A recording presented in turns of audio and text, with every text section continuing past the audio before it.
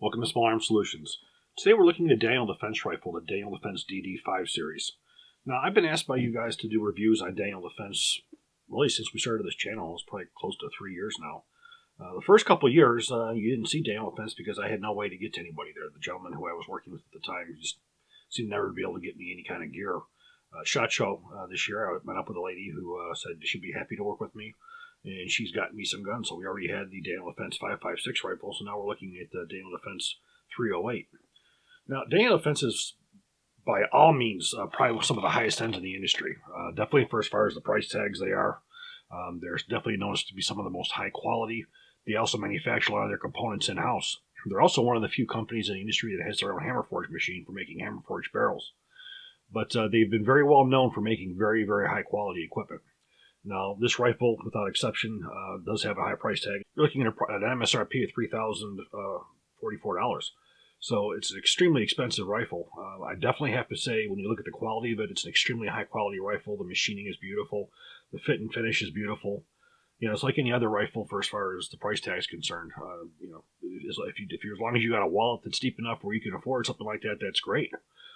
So you know, definitely, if you have the kind of money that it would take to purchase one of these, it's definitely a well worthwhile rifle. So what we're going to do is we're going to go over it. There's several parts on here that are proprietary to Daniel Defense. Proprietary meaning they manufacture it, not that it can't be used as an upgrade. Most of the components that you see on here are ones that can be upgraded on other rifles. But the upper receiver, the handguard, is proprietary to this particular rifle. The lower receiver is not proprietary. That can be used with any AR-type rifle for as far as arm light pattern that has the squared-off type rear of the receiver, unlike the DPMS, which you have the rounded pattern. So we're going to take a look at this from sort of back to front, and we're going to see what we got. We got a 6-position stock on here. This is a Daniel Defense stock. We do have 2 QD points in the back of it. Now, this stock can be purchased for upgrade to your specific rifle. You do have a 6-position barrel extension. You do notice on the upper receiver here, we do have a forward assist. We have a fire cartridge case deflector, and we have an injection port dust cover. You'll also notice that we do have ambidextrous features on here. So looking at the right side, we have a forward assist. We have an ambidextrous safety. We also have an ambidextrous magazine release. We also have a magazine bolt release. This is not only a bolt release, it's also a bolt catch. By pushing on the lower portion, you're able to lock the bolt to the rear as well as to release. You also notice we do have a polymer ejection port cover. These are very, very nice. I'm actually becoming quite fond of the polymer covers themselves. You have a beautiful black finish on here. We do have a Geisley trigger. We'll take a little bit of a closer look. Now, we also have a proprietary type handguard on here as well. If you notice, you have 4 screws.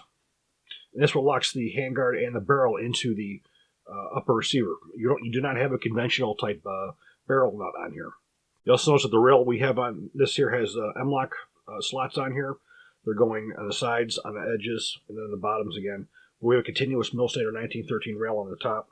Of course, the upper receiver has a 1913 rail on top. Over to the side here. You notice we do have the ambi magazine release over here. We also have the standard bolt catch, standard safety. Now, looking at the gas system, we do have a mid-length gas system on here, which is excellent for reliability enhancement. Now, the barrel, as we talked about, is cold hammer forged. This is something that they're able to do a bit with their hammer forge machine they have in-house. We have an overall length of this of 37 inches with the stock extended, and we have 33 3/8 inches with it closed. What we're going to do now is take a look on the inside. One of the most interesting aspects of this rifle is the bolt carrier group.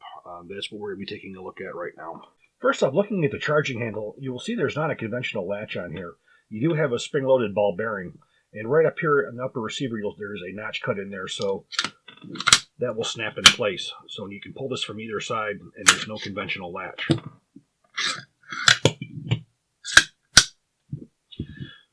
Now, the bolt carrier group on this unit is extremely impressive. First off, it's chrome. I know you guys have heard me talk on many occasions how fond I am of chrome. We also have a flat that's located on here. Forward assist notches, because we do have a forward assist.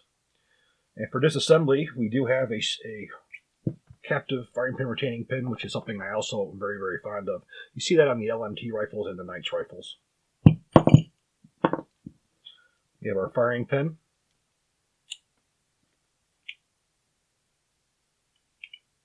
And our cam pin, and we remove the bolt. Inside of the bolt carrier is also chrome plated. Now, looking at the bolt, you can see we have two ejectors. Now, this has become quite common on many of the higher-end rifles now. This is particularly is advantageous when you're going with shorter barrels, but it also increases reliability as well. However, those of you who are reloading, it takes a little bit more effort to go get those cartridge cases because they're launched a lot further. Also, we have a very interesting design on the extractor pin. Notice we have the round pin on the side here, but when we push that forward, we have an elongated pin here, which actually locks into the side of the bolt carrier. Then when we remove our extractor, we have extractor spring and extractor buffer. Now the extractor is also very heavy duty. You have a very heavy claw on here, which engages more of the surface of the rim of the cartridge case. And the rest you see is rather conventional. You have your three gas rings. Very, very well made. So you see no machine marks on here whatsoever. Traditional 7-lug design. The assembly is basically like any other AR type rifle. I was sort of disappointed when I found out this was not available for sale as a component, because this is certainly one of the nicest bolt carrier groups I've seen available for the AR-10 type rifle. Reassembly. And you want to make sure your extractor is facing 3 o'clock.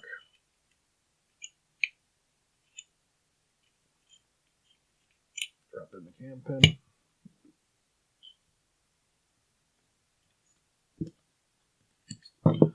Drop in the fairing pin. Close. There you are. Again, very high-end bolt carrier group. This certainly is worthy of a higher price type rifle.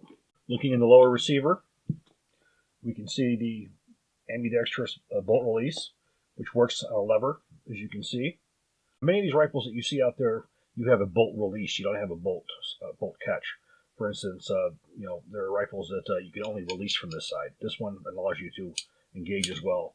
We have a Geissele SSA trigger on here as well, which is what you would expect in any kind of a high-end rifle, 2-stage trigger. Looking a little closer, we can take a look at. Your magazine release on the left side of the ambi, which is rather large compared to most. In fact, it looks like it's the same size button as the one on the right-hand side. The paddle on the bolt release is a lot larger than most. And again, we have our ambidextrous safety. I don't know if you can see this right here, but you can see that there is a half moon cut into the upper receiver for the engagement of the ball bearing on the charging handle. We also have extended feed ramps as well on the barrel extension as well as the receiver. Now the optic I have on here is the Spectre. This is a very unique optic in the fact that it has 3 adjustable magnifications. You have 1, you have 3, and you have 9 power. And this is all done by flipping a lever. So you have adjustable 3 different magnifications. You have 1 power, 3 power, and then 9 power. So this also has a battery which gives you a red dot, which when you are on 1 power, this basically works as a red dot. But then you can also engage your 3 power for standard combat ranges, and then for longer, you can go to the 9. The Spectre has a retail price of $3,200, so you're looking at a really high-end military scope.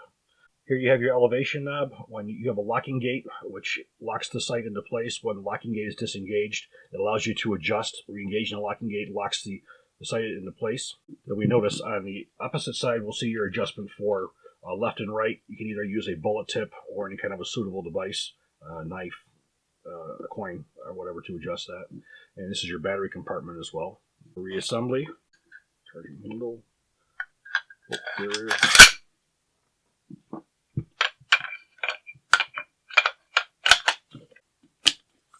The rifle does come with a PMag, and I can tell you from my experience shooting this rifle, this was compatible with everything that I put through it.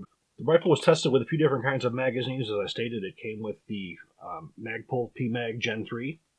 We also tested it with Gen 2 PMags, Lancers, Knights Armament magazines, as well as C Products Defense, and everything worked flawlessly. Ammunition tested was primarily Black Hills 175 and 168 OTM, and we also had some SIG 168 grain OTM. The rifle will take this to the range, and we're going to see how it shoots.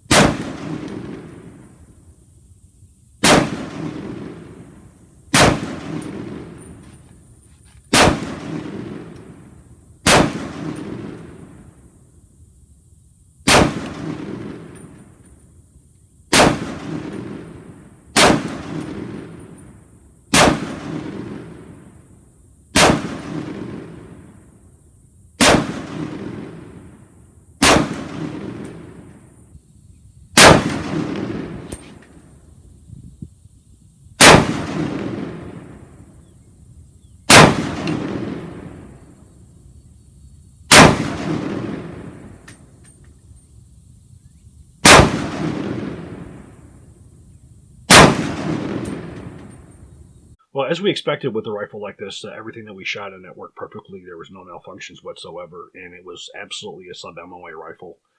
It did better than I could at 100 yards. Unfortunately, I only had access to 100-yard range at this particular point to test it. But when you can get sub-MOA, that gives you a good idea what's going to happen at longer range. Everything was enhanced on this rifle. There was nothing stock about it. Everything from the bolt carrier group to the trigger, to the barrel, to the optic. Everything that we had on here was anything but stock. It was all high end. If you're looking for a rifle that's top of the line, that's completely innovative and smooth as hell for operation, Daniel Defense, this is definitely going to be your rifle. For those without as big of a wallet, you're going to have to go with some other options. But Daniel Defense has been and continues to be an industry leader in high quality and high performance rifles. I hope you enjoyed this video. If you do, please click like, please subscribe, and even better, share.